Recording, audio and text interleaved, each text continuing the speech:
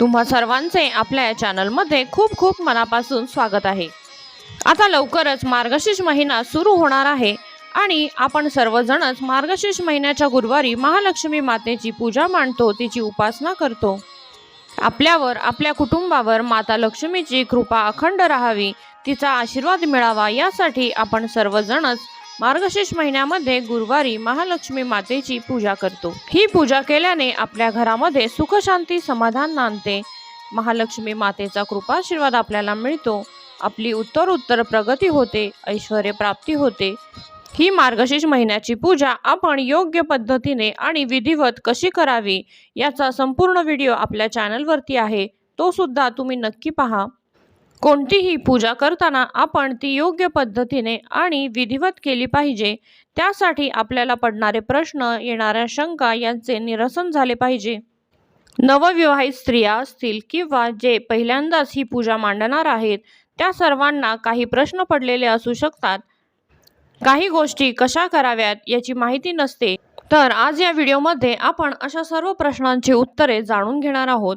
मार्गशीर्ष गुरुवारच्या पूजेसंबंधी पडणारे महत्त्वाचे प्रश्न म्हणजे पूजा कोणी करावी, गरोदर स्त्रियांनी पूजा केली तर चालते का, मासिक पाळी आली तर काय करावे, उद्यापन कसे करावे, मार्गशीर्ष महिन्यामध्ये नॉनव्हेज खाल्ले तर चालते का, बाहेरगावी असलो तर पूजा कशी मांडावी, अशा सर्व प्रश्नांची उत्तरे आता आपण पाहूया।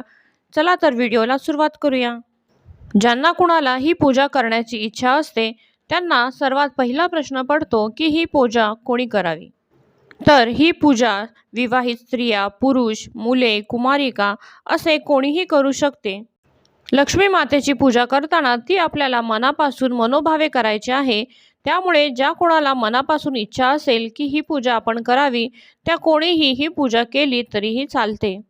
दुसरा महत्त्वाचा प्रश्न म्हणजे गर्भवती स्त्रियांनी ही पूजा करावी का, तर त्याचे उत्तर आहे की गर्भवती स्त्रियांनी ही पूजा केली तरीही चालते। तुम्ही जर अगोदरपासून ही पूजा मांडत असाल, उपवास करत असाल, तर तुम्ही गरोदरपणात सुद्धा ही पूजा मांडू शकता। फक्त गरोदर असताना स्त्रियांनी उपवास करू नये, त्यामुळे तुम्ही पूजा मांडली, कहाणी वाचली तरीही चालेल।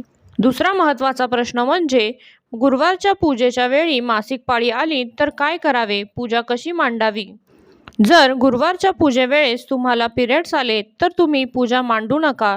जर तुमच्या घरामध्ये दुसऱ्या कोणी पूजा मांडू शकत असेल, शक्य होत असेल, तर त्यांच्याकडून तुम्ही पूजा मांडून घ्या आणि कहाणी तुम्ही ऐकू शकता।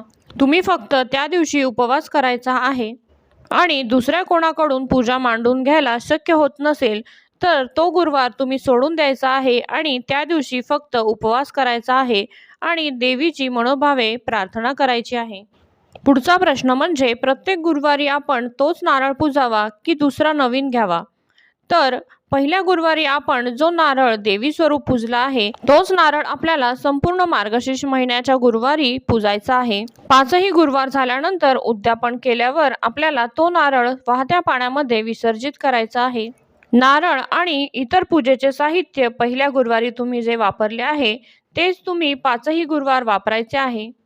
बऱ्याच जणांना असा प्रश्न पडतो की आमच्या देवाऱ्यामध्ये मंगल कलश असतो, तोच आपण गुरुवारच्या पूजेसाठी मांडायचा की दुसरा नवीन घ्यावा।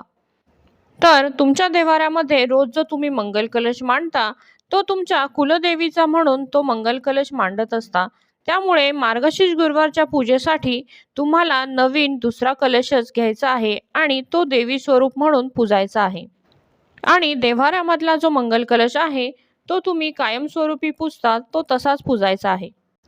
देवीची ओटी आपण कधी भरावी असाही प्रश्न पडतो, तर मार्गशीर्ष महिन्याच्या कोणत्याही गुरुवारी तुम्ही देवीची ओटी भरू शकता किंवा तुम्हाला शक्य नाही झाले तर उद्यापनाच्या दिवशी सुद्धा तुम्ही देवीची खणा नारळाने ओटी भरू शकता। देवीला भरलेली ओटीचे साहित्य म्हणजेच ब्लाउज पीस आणि इतर साहित्य आपण स्वतः वापरायचे आहे। लक्ष्मी मातेचा आशीर्वाद म्हणून आपण ते स्वतः वापरावे, इतर कोणालाही ते देऊ नये।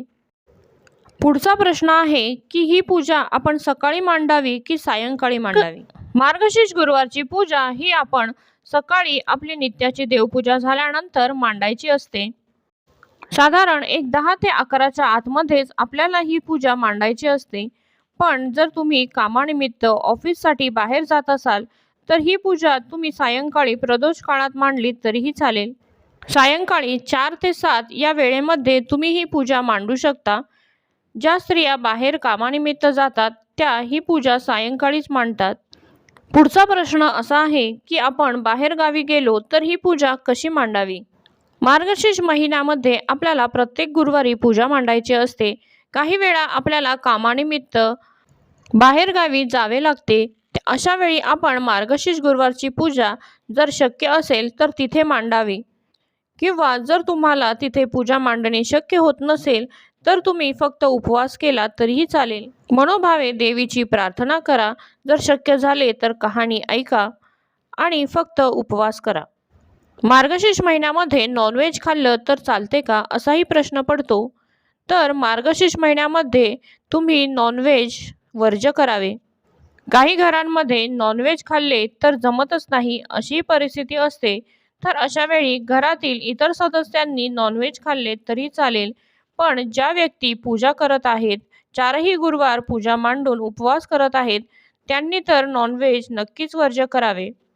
शक्य झाले तर संपूर्ण घरामध्येच नॉनव्हेज वर्ज्य करावे। मार्गशीर्ष महिन्यामध्ये गुरुवारच्या पूजेवेळेस जर सूतक आले किंवा विटाळ आला तर काय करावे? तर तो गुरुवार आपल्याला सोडून द्यायचा आहे, फक्त तुम्ही त्या दिवशी उपवास करायचा आहे। त्या गुरुवारी तुम्ही पूजा मांडायची नाहीये। ज्यावेळेस तुमचे सूतक संपूर्ण फिटेल त्यानंतरच्या गुरुवारीच तुम्ही पूजा मांडायला पुन्हा सुरुवात करा। उद्यापनाच्या वेळेस जर आपल्याला मासिक पाळी आली तर काय करावे? मार्गशीर्ष महिन्याच्या गुरुवारचे उद्यापन जेव्हा येणार आहे त्यावेळेस जर तुमच्या पिरियड्सची डेट असेल तर तुम्ही त्याच्या अगोदरच्या म्हणजेच 4थ्या गुरुवारीच उद्यापन करू शकता, किंवा जर तुम्हाला उद्यापनाच्या वेळेस अचानक पिरियड्स आले तर तुम्ही त्या गुरुवारी उद्यापन न करता त्या पुढच्या गुरुवारी उद्यापन करू शकता। ज्याप्रमाणे आपण मार्गशीर्ष महिन्याच्या गुरुवारी पूजा मांडतो, उपवास करतो, त्याच पद्धतीने आपण पुढच्या गुरुवारची सुद्धा पूजा मांडावी, उपवास करावा आणि त्या दिवशी उद्यापन करावे। उद्यापनाच्या वेळेस 5 किंवा 7 सवाष्णी कुमारिका नाही मिळाल्या तर काय करावे? अशा वेळी तुम्ही एका सुवासिनीला किंवा कुमारिकेला सुद्धा हळदी कुंकू देऊन तिची ओटी भरावी। तिला मार्गशीर्ष महिन्याच्या गुरुवारच्या कहाणीची एक प्रत द्यावी, केळी किंवा एखादे फळ द्यावे, गजरा, फूल द्यावे, शक्य असेल तर जेवू घालावे आणि तिला नमस्कार करावा। अशा पद्धतीने मी मार्गशीर्ष महिन्याच्या गुरुवारच्या पूजेसंबंधीच्या प्रश्नांची उत्तरे देण्याचा प्रयत्न केला आहे। तर हा व्हिडिओ कसा वाटला हे कमेंट करून नक्कीच सांगा, आणि तुम्हाला जर अजून इतर कोणतेही प्रश्न पडले असतील तर ते कमेंटमध्ये नक्की विचारा, त्याचे उत्तर देण्याचा मी नक्कीच प्रयत्न करेन।